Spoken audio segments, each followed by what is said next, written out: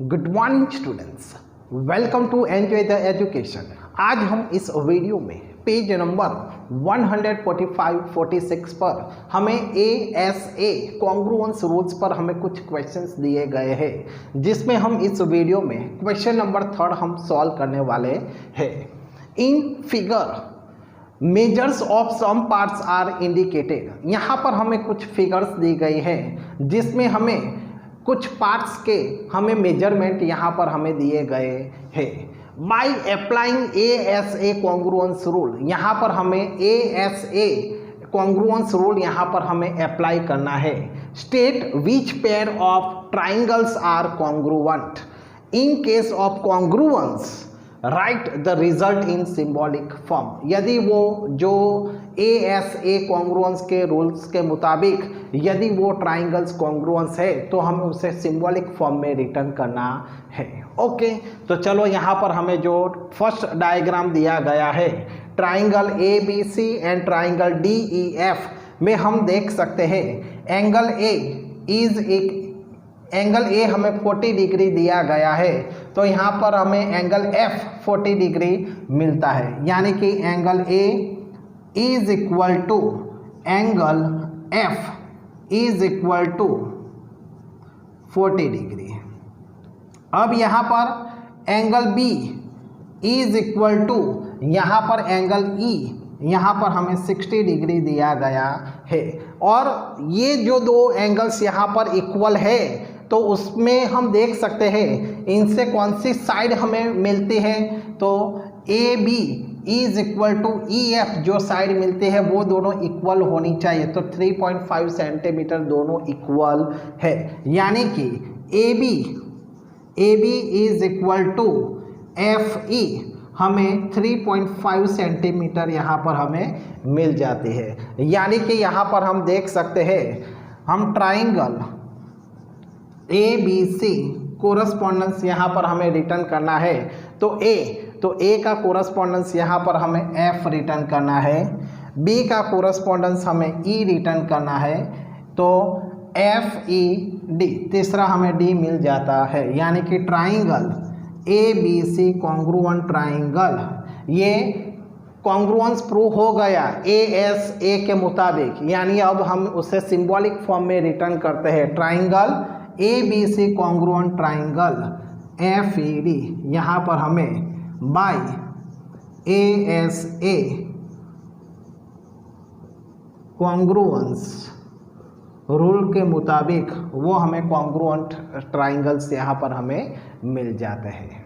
Okay, next second triangle PQR and triangle DEF में हम देख सकते हैं angle Q correspondence angle D यहाँ पर हमें दिया गया है, angle R 50 degree correspondence angle E यहाँ पर हमें 50 डिग्री दिया गया है, यानी कि एंगल दो हमारे पास कोरस्पॉन्डेंस हमें मिल जाते हैं, angle Q and angle R। तो उससे हमें जो यहाँ पर हमें साइड मिलती है, बिटवीन में जो इंक्लूडेड साइड मिलती है वो यहाँ पर QR साइड मिलती है, लेकिन QR का मेजरमेंट यहाँ पर हमें नहीं दिया गया है। उसी तरह यहाँ पर हमें जो DE है उसका भी हमें मेजरमेंट यहाँ पर नहीं दिया गया है, यानी कि ट्राइंगल में 3 एंगल का टोटल 180 डिग्री होता है, यानी कि यहाँ पर हमें पहले तो एंगल P की यहाँ पर हमें मेजरमेंट फाइंड कर लेना पड़ेगा। तो एंगल P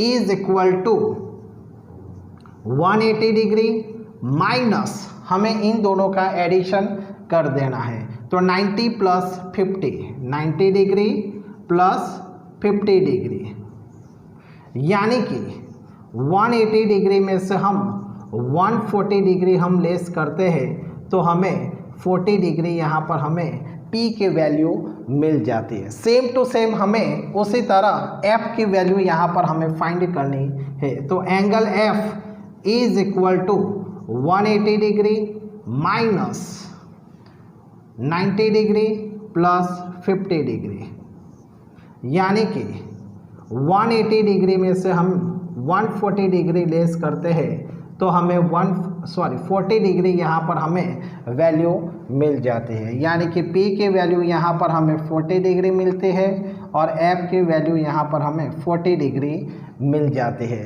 अब यहाँ पर हम देख सकते हैं कि angle P correspondence angle P F यहाँ पर हमें मिलता है। एंगल पी कोरस्पोंडेंस एंगल हमें एफ मिलता है, यानी कि is equal to F is equal to 40 degree. उसी तरह हम देख सकते हैं angle E is equal to angle E यानी कि 50, angle R is equal to angle E is equal to 50 degree मिलती है। और इन दोनों की बिटवीन में हमें मेजरमेंट मिल जाता है। तो देख सकते हैं कि पी आर, तो P R is equal to F E is equal to यहाँ पर हमें 3.3 सेंटीमीटर दिया गया है और ई एफ का वैल्यू यहाँ पर हमें मेजरमेंट 3.5 सेंटीमीटर दिया गया है। यानी कि ये दोनों यहाँ पर हमें जो दो एंगल के बिटवीन का जो मेजरमेंट है वो यहाँ पर हमें इज इक्वल टू नहीं मिलता है। यानी कि जो ट्राइंगल यहाँ पर हमारे पास triangle P Q R is not congruent to triangle DEF। यहाँ पर जो ट्राइंगल PQR है वो ट्राइंगल DEF को कॉन्ग्रुएंट नहीं होता है। तो इस तरीके से हमें इस क्वेश्चन को यहाँ पर हमें सॉल्व करना था। ओके, अब आप डायरेक्टली आपको यहाँ पर पता चल जाना चाहिए कि यहाँ पर जो 3.3 सेंटीमीटर है और यहाँ पर 3.5 सेंटीमीटर है, यानी डायरेक्टली हमें पता चल जाना चाहिए कि ये कॉन्ग्रुएंट ट्राइंगल नहीं है। नेक्स्ट थर्ड, तो यहाँ पर हमें triangle RPQ and triangle MLN यहाँ पर हमें दिया गया है, जिसमें angle R is equal to 60 degree है और angle L is equal to 60 degree है। यानी कि ये दो यहाँ पर कोरस्पॉन्डिंग है, angle R is equal to angle L। अब यहाँ पर एंगल Q 30 डिग्री है और यहाँ पर एंगल N 30 डिग्री है, यानी कि ये दो यहाँ पर कोरस्पॉन्डिंग है। हमें यहाँ पर ASA कॉन्ग्रुएंस रूल का यूज करना है, यानी कि दो एंगल के बिटवीन में जो साइड यहाँ पर हमें मिलते हैं वो भी यहाँ पर इज इक्वल टू होनी चाहिए। यानी कि RQ के बिटवीन की साइड जो है वो 6 सेंटीमीटर है और यहाँ पर हम देख सकते हैं LN के बिटवीन की जो साइड है वो यहाँ पर 16 सेंटीमीटर है, यानी कि ये भी यहाँ पर कोरस्पॉन्डिंग है। ओके, यानी कि ASA कॉन्ग्रुएंस के रूल्स के मुताबिक ये हमारे दोनों ट्राइंगल कॉन्ग्रुएंट है। ओके, तो चलो अब यहाँ पर हम रिटर्न करते हैं एंगल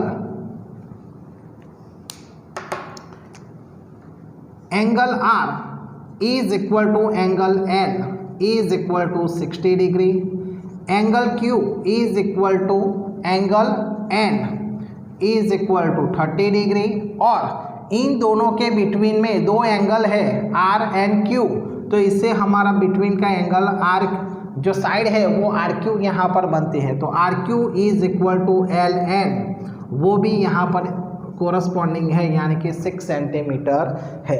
ओके, यानी कि RPQ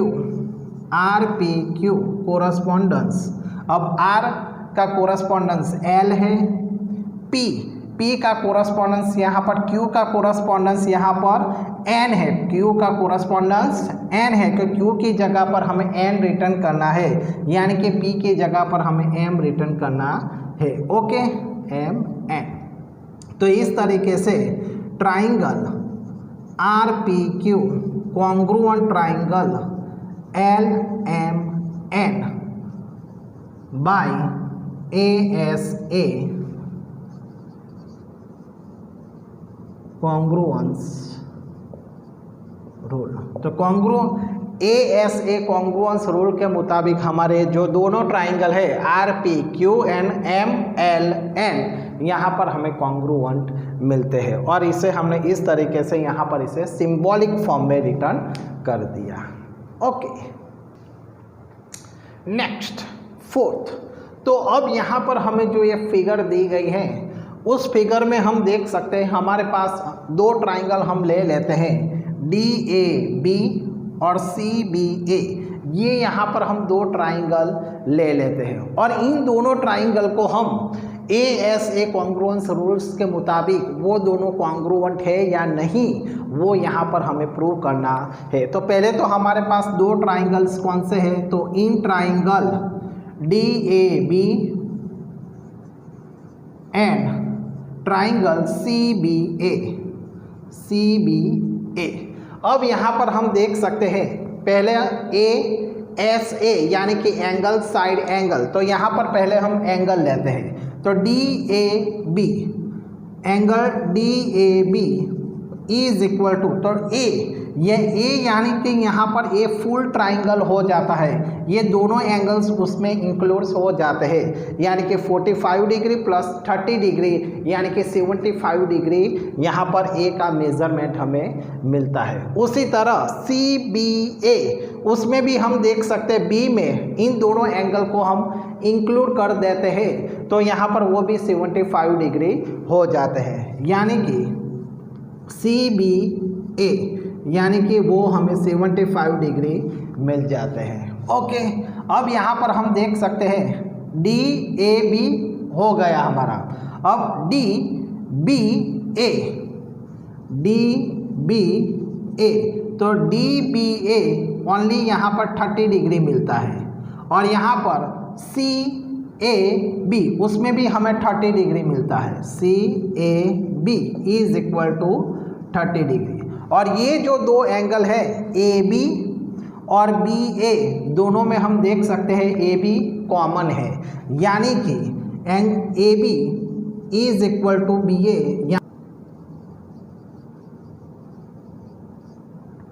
ओके, अब यहाँ पर हम देख सकते हैं कि हमें जो कोरस्पॉन्डिंग साइड मिलती है DAB की, तो DAB कोरस्पॉन्डेंस।